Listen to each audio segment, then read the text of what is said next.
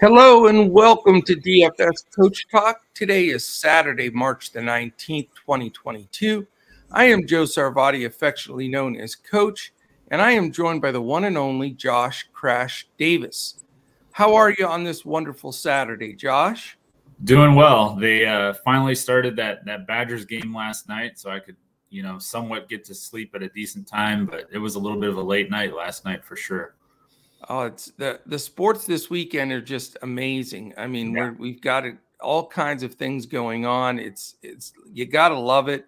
Preseason baseball's jumped into the mix. Yep. Of course, the NCAA tournament where everybody's tearing up their brackets one by one here.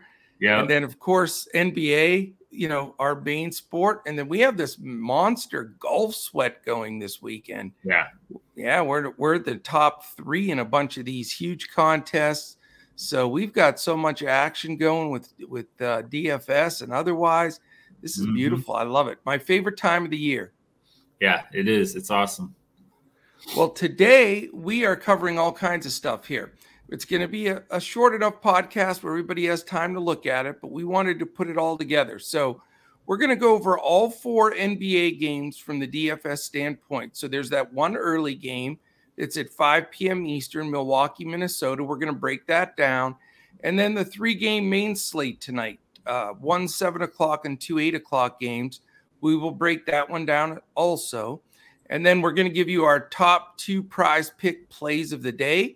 Since it's a short slate, we'll go with just 2 each for today.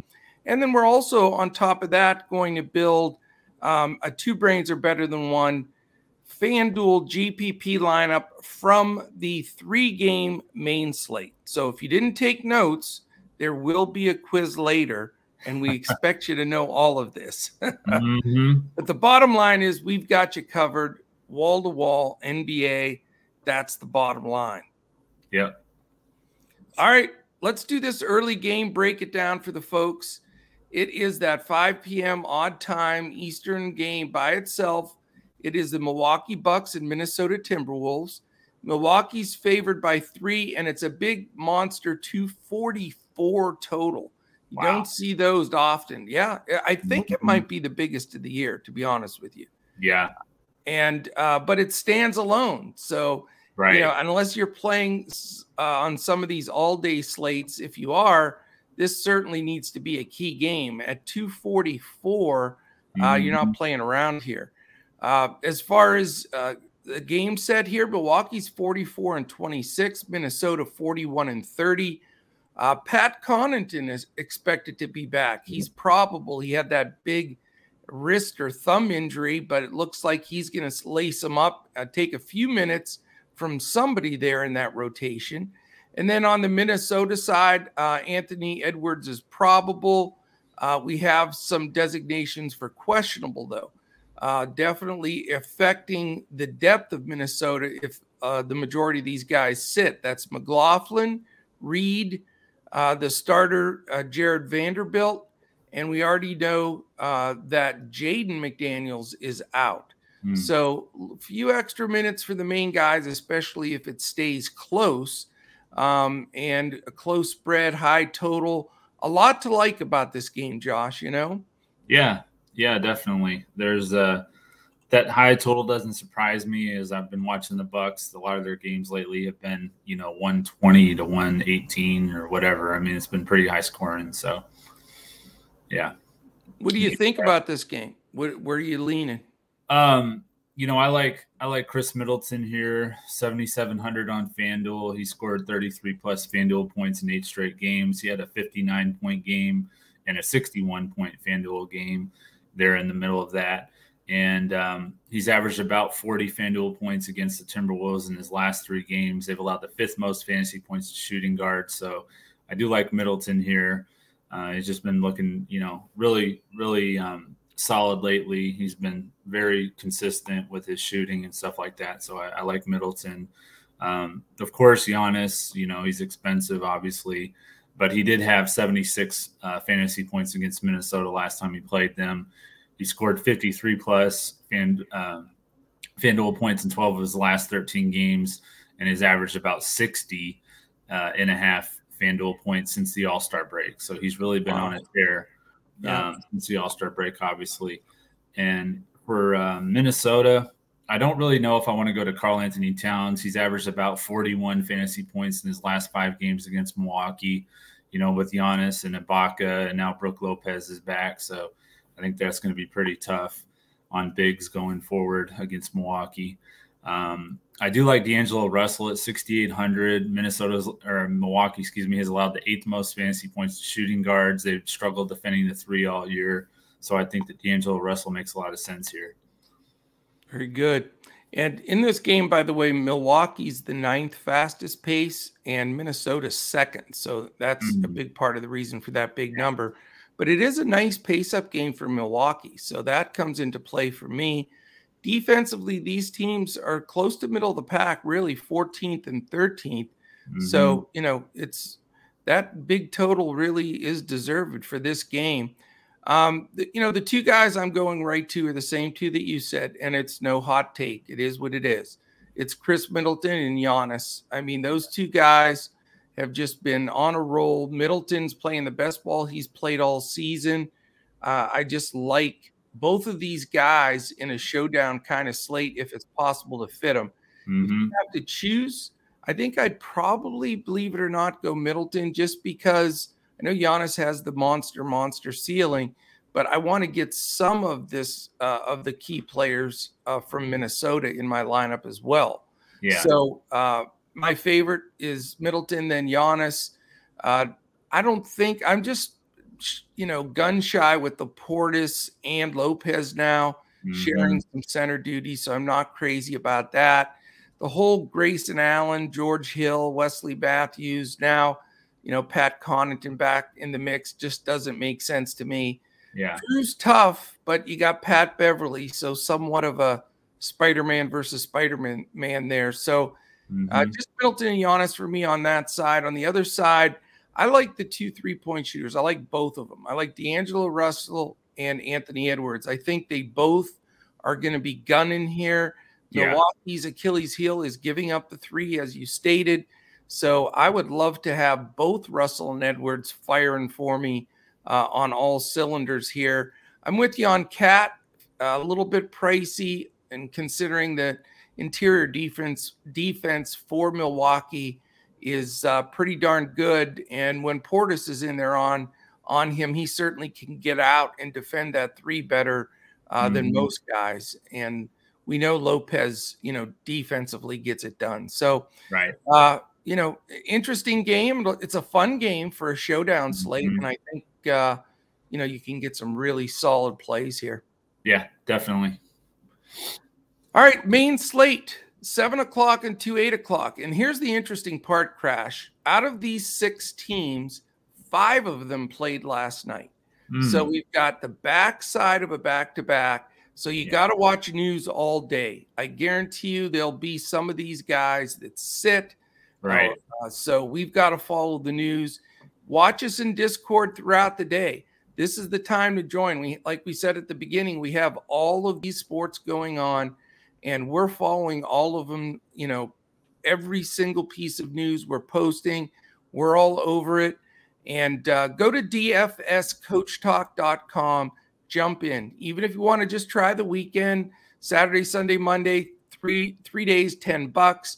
We also have a phenomenal baseball package that we're offering where you get from now until April 7th, the start of the baseball season, for free with your baseball package. We also have a big giveaway taking place as well. So check us out on Twitter at DFS Coach Talk in order to see the rules to join into that contest. All right, that 7 o'clock game is the Dallas Mavericks and Charlotte Hornets. It's in Charlotte, but Dallas is favored by 1, but they had a hotly contested game on the road yesterday. Yeah. And the Charlotte Hornets, they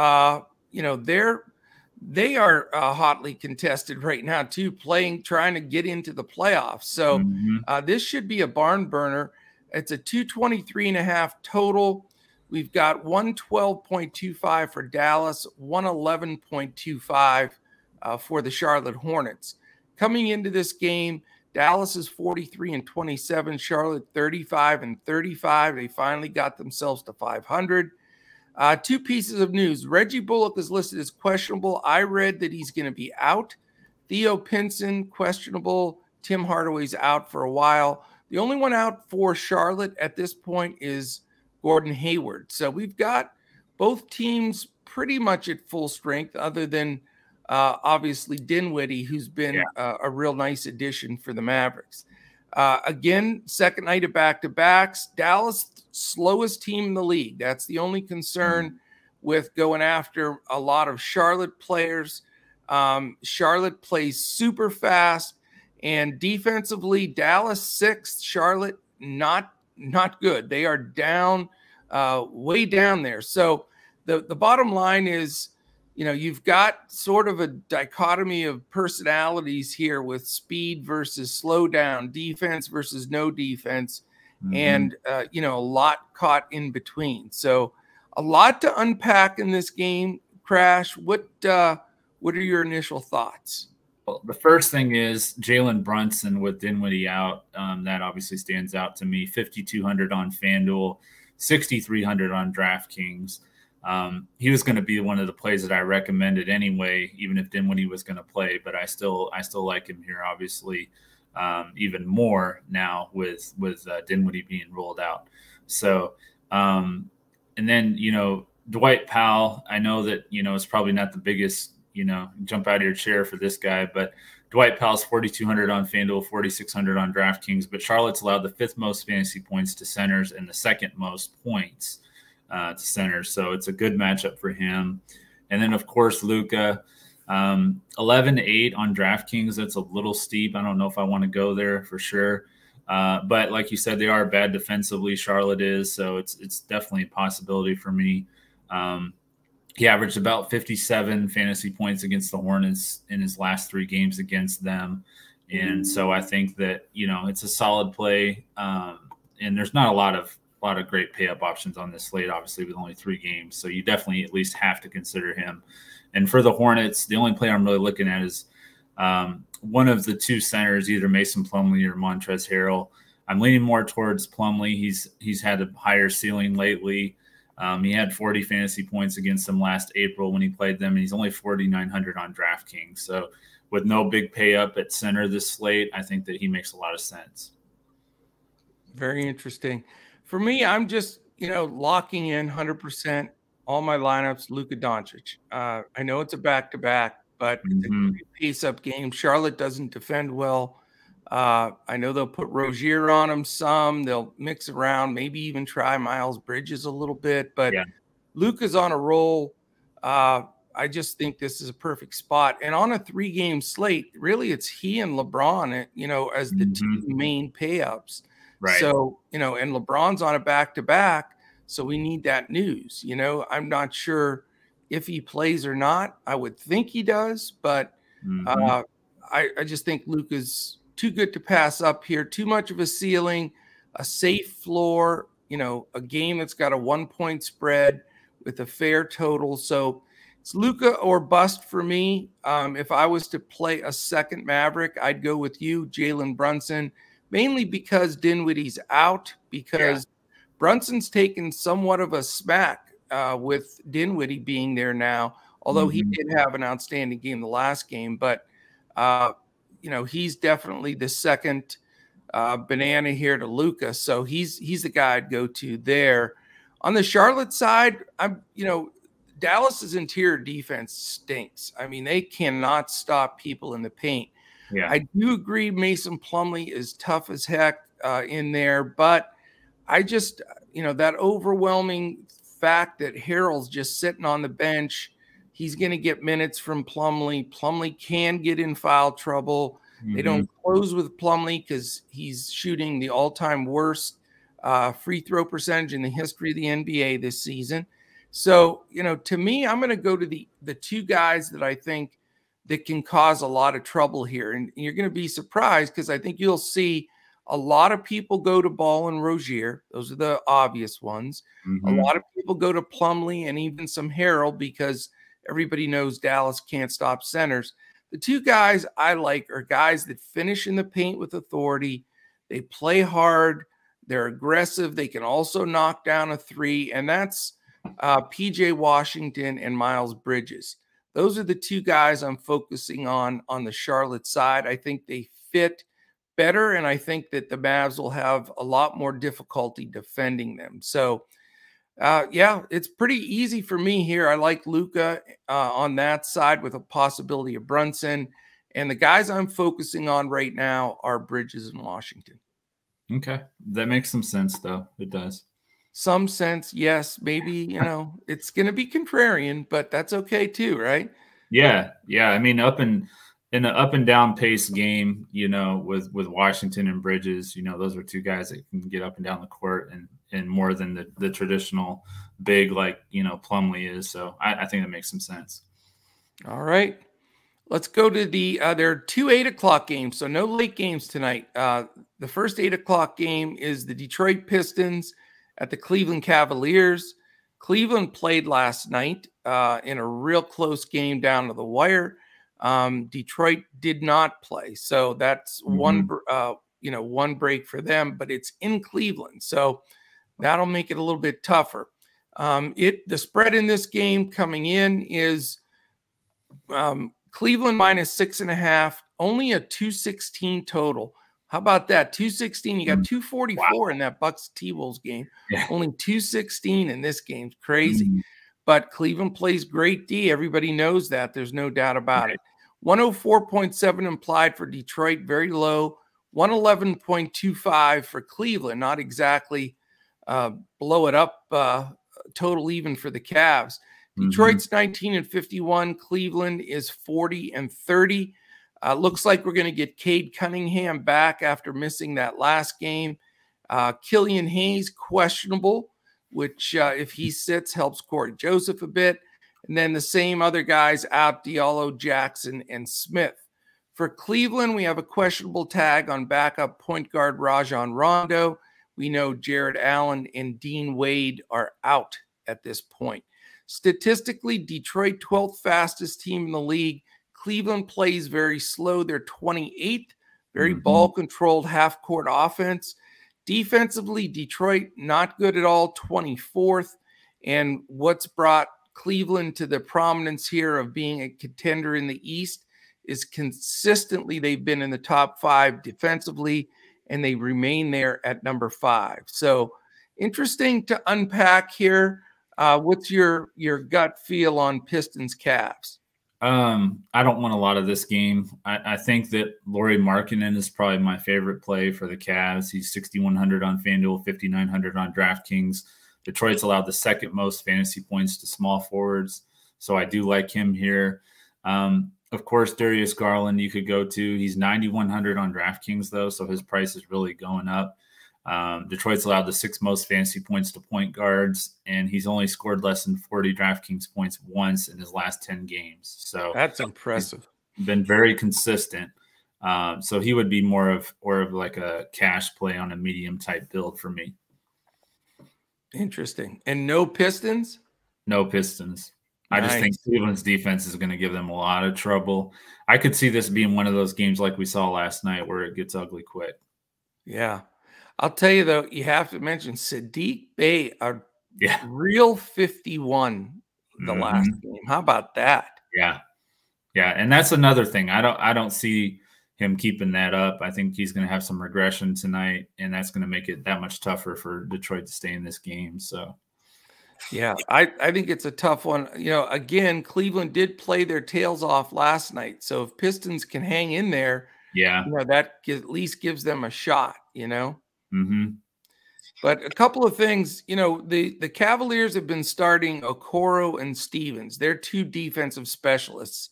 Right. Neither one can really drop it in the ocean, but they're sticking with their defensive approach, and they're bringing LeVert off the bench. So I'm not, it's working for them. So who's to argue? But the thing is, with Okoro and Stevens both playing, they're going to lock some guys down. Probably Cunningham and Bey are going to have to feel the brunt of that. Yeah. So it makes it difficult to want to pay all the way up for Cunningham in that scenario.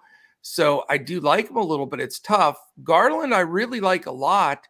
But my only concern is, what if this game does get out of hand? You know, I know, you know, you can't really predict a blowout in a Vegas 6.5 point spread. So Garland's consistency is very interesting to me. He may be the perfect complement to go with Luka to really, you know, start to build an optimal lineup, because we do have some, even though it's only a few games, we do have some value. So Garland's high on my radar. Markkanen's coming off a monster game. He's in a groove, only 5'9", so that's hard to get away from. You know, Jeremy Grant will probably have that assignment. And I know Detroit's been getting hit pretty hard by small forwards, but Markkanen's now playing the 4 because with Allen out, Mobley moved to the 5. So that scares me a little bit on Markkanen after that monster game last night. But he is in a groove, so I wouldn't blame you at that price.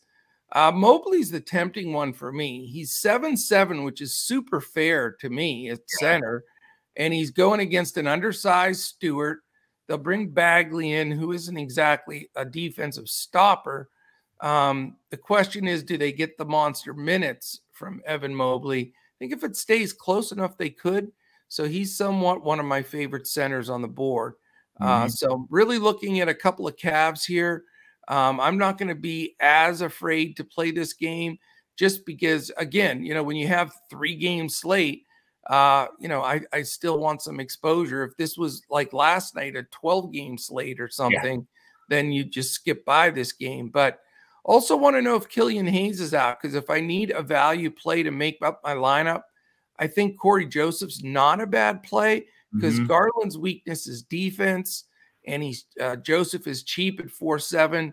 If he's not having to split the game with Killian Hayes at point, he could be a sneaky guy to get you, you know, 20-some fantasy points. Yeah. All right, man. Final game already. Boom. Just like that. The other 8 o'clock game, LA Lakers, Washington Wizards. Washington's favored by 2. It's a 228.5 total. We have a 113.25 implied for the Lakers, 115.25 implied for the Washington Wizards. In this game, and by the way, stay tuned after we break this game up, because we're going to give you not only our prize picks plays, we're giving you our 2 top plays, we're going to build a FanDuel GPP like we do every Saturday. So we got a lot more to cover here. Lakers come into this game 30-40, Washington 29-40. So how about that? As much as the Wizards have given up and all of that stuff, and nobody, you know, they're almost the same record as the Lakers, who went all in to try to win it this year. Hard to believe. Questionable tags: Carmelo Anthony, Wayne Ellington, THT, guys that are out, Anthony Davis, Kendrick Nunn. I'm sure LeBron will be added to the questionable list at some point this morning. I mean, that's just a given, but I do expect him to play. And then another shocker, Kristaps Porzingis questionable. Yeah, I mean, that dude's an iron. He hasn't missed a game in years. I'll beat him up forever, man. But he is questionable, and it does change everything in this game for Washington. There's no question about it, because, you know, the rotation of bigs is completely different with Porzingis out. So unfortunately, we really do need that news, and I'm hoping that we can get it. Statistically, Lakers 6th in pace, Washington 23rd. Defensively, Lakers 16, Washington 25th. What's your initial take? Or are you on the LeBron side of the pay up tonight? Yeah, I am leaning more towards LeBron. I know you personally, he's one of your favorite all-time players. Yeah, my favorite. I've heard you talk how much better he is than Jordan or anybody that's ever laced. No. Just messing around. Let's not go there. Yeah, so I do like LeBron, though. I wasn't sure, and I'm still not sure if you know, if he's going to play, but he probably will. Like you say, he's been questionable almost every day. So 10,700 on FanDuel. I like that price. He did have 50 real points against Washington last Friday. Yeah. With 71 fantasy points. So definitely a monster game for him. Kyle Kuzma, I mean, he's definitely in play, especially if Porzingis is out. His price is falling down now. He's 7,000 on FanDuel only. He's 8,000 on DraftKings, so his price is still up there on there. But I still like him here. He had 35, solid 35 fantasy points last Friday against the Lakers. And this time he'll be at home, so I figured he'll probably score a little bit more, maybe closer to 40, maybe even more, especially if Porzingis is out. If LeBron sits on FanDuel, I do like Westbrook at 6,900. I think that's are you serious? Yeah, going back to Washington, kind of like the Houston play that I had a couple, when you were down there for that game. Yeah, kind of the same kind of deal for me. And then for some value, which we haven't really had much of any on this slate, I like Austin Reeves, 3,500 on DraftKings. He had 33 DraftKings points last night in Toronto, and he had 24 last Friday against Washington. So I do like the value here with Reeves. And that's probably about it for me. If Porzingis plays, you can go to him too. He's 7,500 on both sites. Yeah, it's crazy. I mean, this game's a tough one. We really do need the news for sure on LeBron and on Kristaps, because that just filters everything around. So we'll get it when we need it, though, because we do have those 2 8 o'clock games. So we may be swapping, but we still should be safe. I'm with you. I get, if LeBron does, he's not even on the injury list yet. If for some reason he sits, I'm with you. Westbrook is tempting. I know he's been such a dud, but it is in Washington, like you said. And I think that gives a little interest there, only if LeBron sits for me. I am not playing Westbrook if LeBron plays. Right. Wenyen Gabriel got the start. I think he may start again, and he's the Deadman 3K. He might not be the worst play in the world here. You know what I'm saying? Yeah. With some of those guys out for the Lakers, if you really need a cheap play, I mean, yes, only 500 more bucks for Austin Reeves, but if Gabriel can get enough minutes, he blocks shots, he gets rebounds. I don't think he's going to break the slate for you, but if you're looking for a path, maybe to have both Luka and LeBron or something like that, you're going to have to grab like a guy like Wenyen Gabriel. So yeah, the jury's still out on that for me, but let's just see how these lineups pan out and go from there. But on that side of the ball, that's really what I'm looking at is if LeBron plays, he's definitely in play for me. If he sits more toward Russell and then Wenyen for the real super savings. On the Washington side, Kuzma's price, like you said, it's free fall. I mean, he was up there like at 10K for a while. I know. So, I mean, he hates the Lakers. They sold him out. They gave up on him. They moved him on.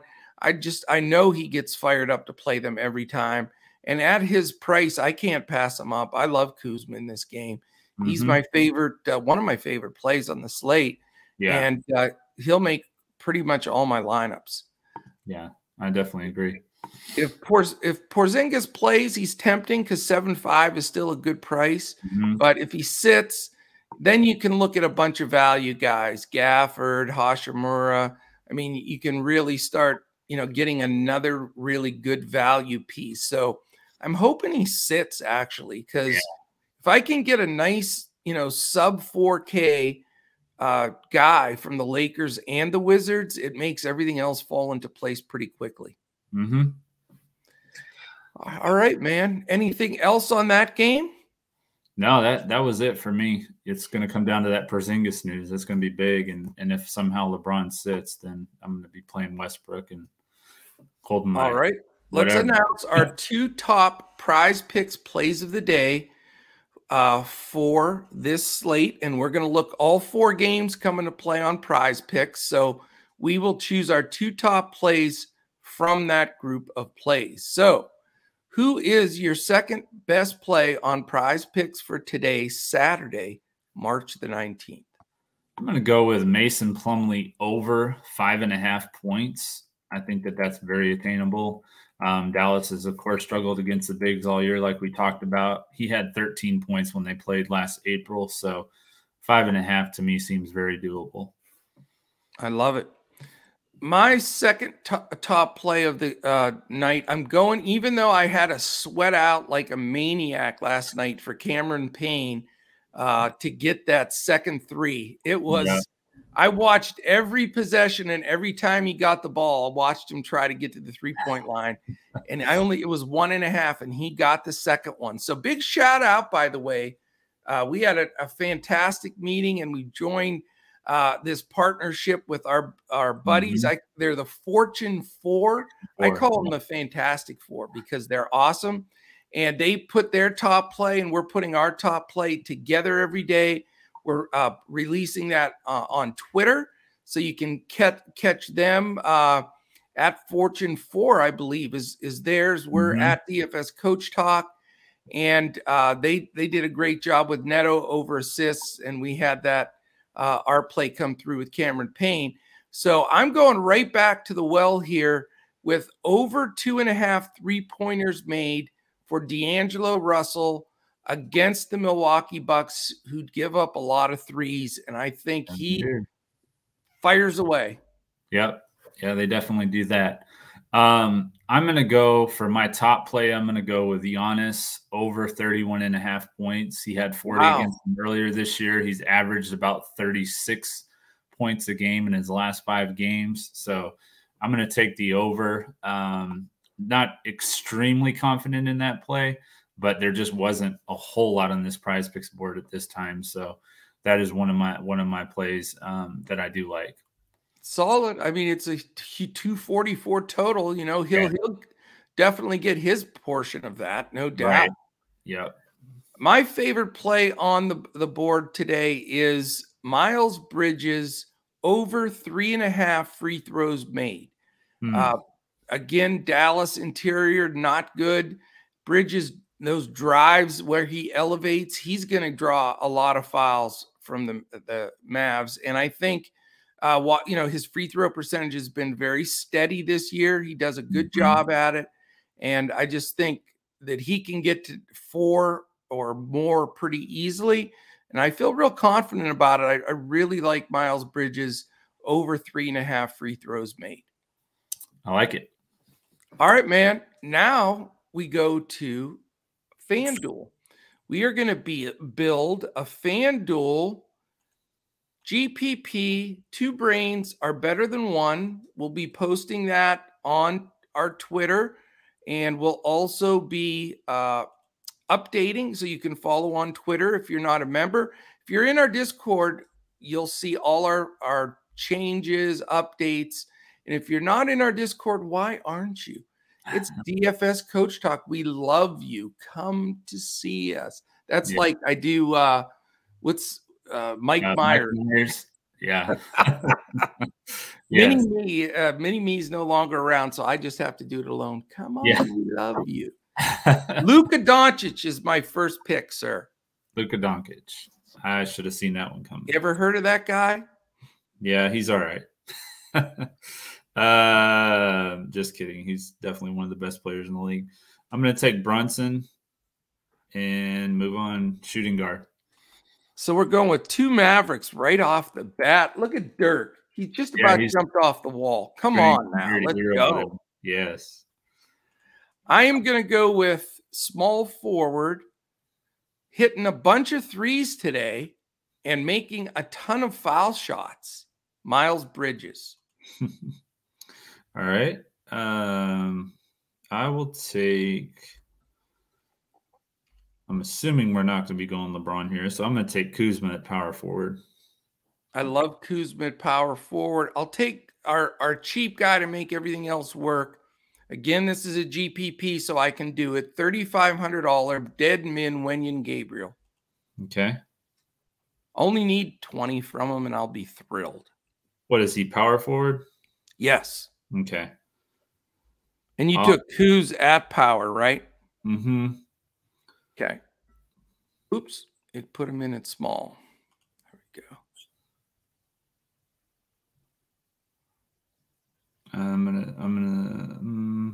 I'm deciding here. No worries. You're just on the clock, and you could forfeit your pick, but no stress. I think I'm going to go with Plumlee at center. Plum Dog Millionaire. We got a Dallas and Charlotte stack going here almost. Plumlee shooting foul shots. Watch him today. It's, by the way, I mentioned it, 36%, worst in the history of the NBA for a season. He's so bad now, he's shooting them one-handed with his left hand, and he's right-handed. So you're digging. Next thing, I would think the Rick Barry underhand toss. Underhand, yeah. I mean, what does he have to lose right at this point? Yep. Let's see here. This is where it gets a little bit tricky because we do have a game stack. I don't want it to get completely out of control. But we only have 6,633 per guy the rest of the way. I know you don't like him today, and it's a tough matchup, but let's say Saddiq Bey regresses from 51 real points in half to like 24. Okay. I think he can do that. The 5,600, that's still a good price. It's just too cheap. Yeah. So that gives us a lot of money for our shooting guards. Well, can I take Darius Garland? We have 1 point guard left too, so I don't have that. I just have. Well, it doesn't matter. They're interchangeable. If I take Darius Garland at either point or shooting guard, that would give you 5,800 left for a shooting guard. Yeah, I'm trying to set you up either way. Yep, I'm trying to set you up here. He didn't have a good game against the Lakers last time, but I still like him in a little bit of a revenge matchup. So I'm going to go with Kentavious Caldwell-Pope. Pope. All right. Okay, I love it. Here it is. Luka Doncic, Jalen Brunson, Darius Garland, Kentavious Caldwell-Pope, Miles Bridges, Saddiq Bey, Wenyen Gabriel, Kyle Kuzma, and Mason Plumlee, the foul shooting expert. Yes. That is the squad. We only left $200 on the board, but enough if we have to make some switches or flips here. And, we got our pay-up guys that we wanted. Love that lineup, man. This is my favorite we built in a while. Yeah, I do too. I really do like it. I'm locking that sucker in. All right, my friends, that is it. That covers everything. So watch this. We've got everything set for the day. Your single game Milwaukee game. You've got your main slate set. You got your prize pick set.